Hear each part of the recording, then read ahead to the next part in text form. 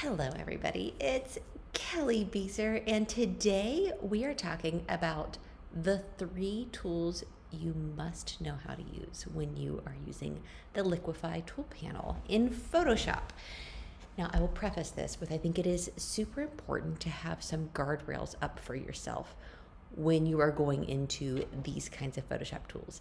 It can be very tempting when you have the power to do so to make everybody's waist 23 inches. And that's just not how everybody's built. It's not how everybody's supposed to be built. And so these tools, while powerful and awesome and very helpful, can also be a little bit dangerous for our perception of what people are supposed to look like. All you have to do is look at celebrity social media for like 2 seconds to realize that. So while I encourage you to embrace these tools, I also encourage you to use them with caution. That is my disclaimer. That being said, let's dive in.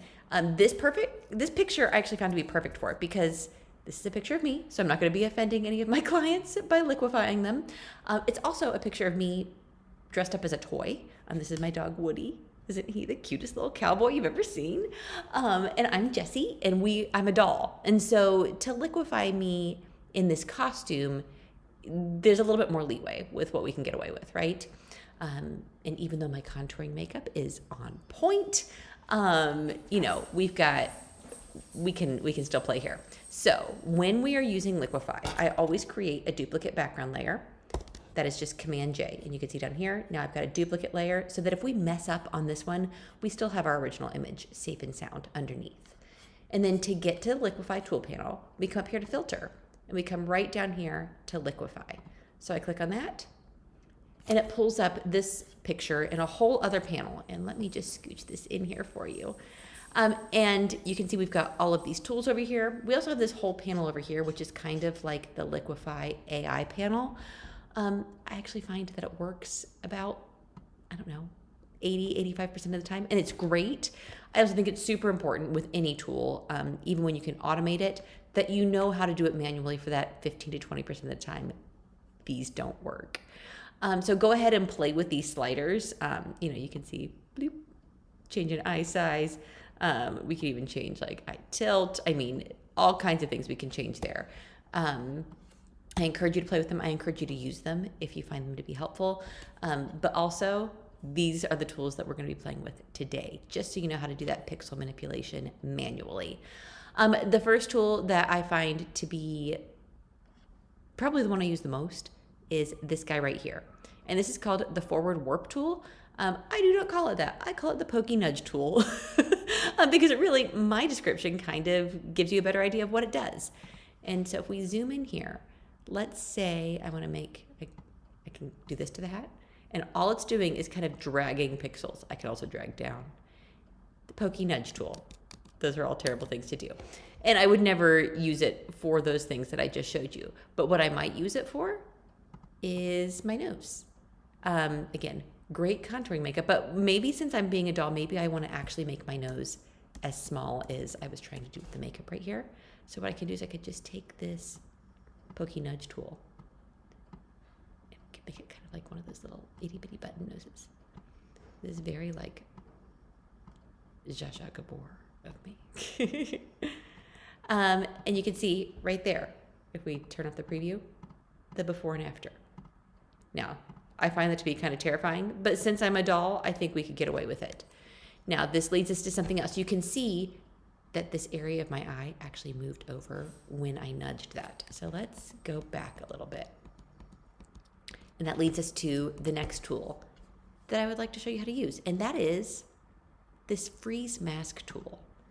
And what this does is it allows you to paint the areas that you don't want to be affected by any other tools that you're using in Liquify. So if I come here and I just take care of my eyes right there, I'm telling Photoshop, do not mess with these pixels as we nudge this way. Because we want those to stay put right where they are. And this is really helpful. Like if I had like a patterned wallpaper behind me, or wood floors, I would paint over those so that you don't get that like telltale like warped pattern that shows that you were nudging things around, right? So now when I come in here, I can nudge this over, and it's only affecting the pixels I'm actually touching. Do you see how that works? It's so much better. And then I can come in here and I love this. They call it the thaw tool because the other one was the freeze mask tool. And I can just paint over that and you can see now those areas are no longer affected. And this nose is very skinny, just like a doll. I also find this to be useful, this little pokey nudge tool, if you've got like something that's not symmetrical. Something I think only I would notice is that my lower lip is not symmetrical. So I could just drag that out that way and make it symmetrical because again, a doll would be very, very perfect.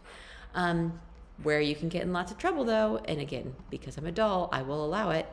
You know, if I wanted to come in here and cinch this waist, you could just go to town and no one would ever know that I'm not a size 23. But do you see where it's affecting the braids? That's where I would come in here, use that freeze mask tool, and just kind of keep going back and forth.